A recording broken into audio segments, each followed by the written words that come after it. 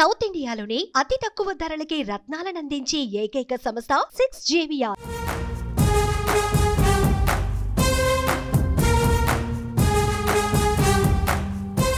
వ్యూహాలను తనకు వదిలిపెట్టమని పదే పదే చెబుతున్న జనసేన అధినేత తన పోటీపైన అధికార పార్టీతో మైండ్ గేమ్ ఆడుతున్నారా?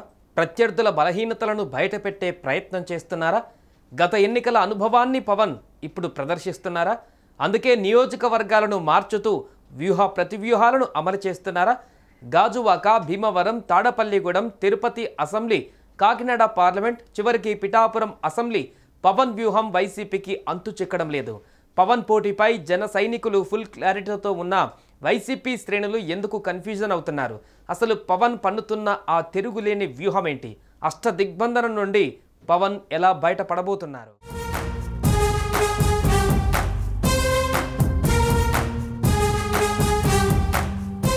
గత 5 ఏళ్లుగా పవన్ పోటీ చేయబోయే నియోజకవర్గంపై జరిగిన ప్రచారం అంతా ఇంత కాదు. భీమవరం, గాజువాక, తాడపల్లిగూడెం, తిరుపతి ఇలా కొన్ని నియోజకవర్గాలపై సంకేతాలు ఇచ్చారు పవన్. చివరకు పిఠాపురం నియోజకవర్గాన్ని ఎంపిక చేసుకున్నారు. అక్కడ పోటీ చేస్తానని ప్రకటించారు కూడా. వైసీపీ వ్యూహాలకు పవన్ కళ్యాణ్ ప్రతివ్యూహాలు అమలు చేస్తూ ఆ పార్టీని అయోమయానికి గురి చేస్తున్నారు. పిఠాపురం ప్రకటనకు ముందు కాకినాడ ఎంపీ అంటూ ప్రచారం చేయించారు. అప్పటికే తంగెళ్ల ఉదయ్ శ్రీనివాస్ కాకినాడలో సైలెంట్గా గ్రౌండ్ వర్క్ కూడా పూర్తి చేసుకున్నారు. అయినప్పటికీ పవన్ కాకినాడ ఎంపీగా పోటీ చేయమన్నారనే ప్రచారాన్ని జనసేన శ్రేణులు ప్రారంభించాయి. దీంతో పవన్ ఎంపీగా పోటీ చేస్తారా లేదంటే ఎమ్మెల్యేగా పోటీ చేస్తారా అనే సందిగ్ధంలో వైసీపీ ఉండిపోయింది. అకస్మాత్తుగా పార్టీ ఆవిర్భావం రోజునే పిఠాపురం పేరును ప్రకటించేశారు పవన్.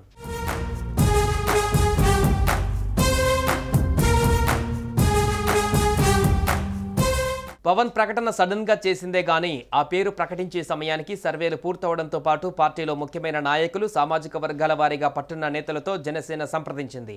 అందరి నుంచి మద్దతు కూడగట్టుకున్న తర్వాతే పిఠాపురం పేరును ప్రకటించారు. పిఠాపురం నుండి పోటీ అని క్లారిటీ ఇచ్చినా కాకినాడ ఎంపీ అంటూ కొంత సందిగ్ధత కొనసాగేలా చేశారు పవన్. అయితే మళ్లీ ట్విస్ట్ ఇస్తూ కాకినాడ ఎంపీ టికెట్ను పిఠాపురం ఇన్ఛార్జ్ టీ టైం ఉదయ్కు ప్రకటించేశారు. ఈ ప్రకటన తర్వాత పవన్ మరింత వ్యూహాత్మకంగా వ్యవహరించారు. ప్రత్యర్థి వంగ గీతపై ప్రశంసలు కురిపించడం కూడా పవన్ వ్యూహంలో భాగమే. మనిషికి లక్ష్య పంచినా అది పనిచేయదు. జనసేన గెలుస్తుంది, పవన్ కళ్యాణ్ గెలుస్తుంది.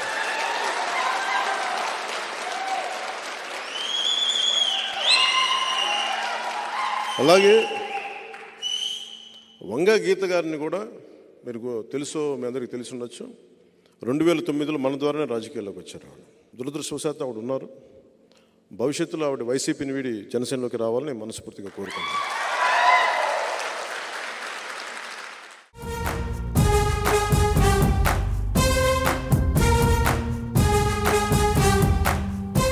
పిఠాపురం నియోజకవర్గంలో ఎలాగైనా గెలవాలనే పట్టుదలతో ఉన్న వైసీపీ అక్కడ కోట్ల రూపాయలను గుమ్మరించడానికి కూడా సిద్ధమైందంటూ టీడీపీ, జనసేన శ్రేణులు ఆరోపిస్తున్నాయి.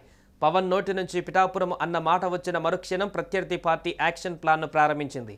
ఏకంగా పెద్దిరెడ్డి మిథున్ రెడ్డిని రంగంలోకి దించింది. పిఠాపురం అభ్యర్థి వంగ గీతకి తోడు పెండం దొరబాబు, ముద్రగడ, ద్వారంపూడి, మాజీ జన సైనికురాలు శేషకుమారి వంటి వారు తోడయ్యారు. ఈ వ్యూహాలకు ప్రతివ్యూహాలను పదును పెడుతున్నారు జనసేనాని. మరోసారి తనను బీజేపీ ఎంపీ అభ్యర్థిగా పోటీ చేయమంటుందని అంటూ పవన్ ఏమైనా మెలిక పెడితే మాత్రం పిఠాపురంలో ఇప్పటి వరకు వైసీపీ చేసిందంతా వృధా ప్రయాసే అవుతుంది. ఇందులో భాగంగానే పవన్ సరికొత్త వ్యూహాలతో ముందుకు సాగుతున్నారు. ప్రత్యర్థి పార్టీకి తానే టార్గెట్ అని భావించిన పవన్ వారికి ఆ ఛాన్స్ ఇవ్వకుండా మైండ్ గేమ్ ఆడుతున్నారు. మొత్తంగా పవన్ ప్రకటనలు చూస్తే మాత్రం వైసీపీని కన్ఫ్యూజన్లో పెట్టే వ్యూహాలుగానే కనిపిస్తున్నాయి.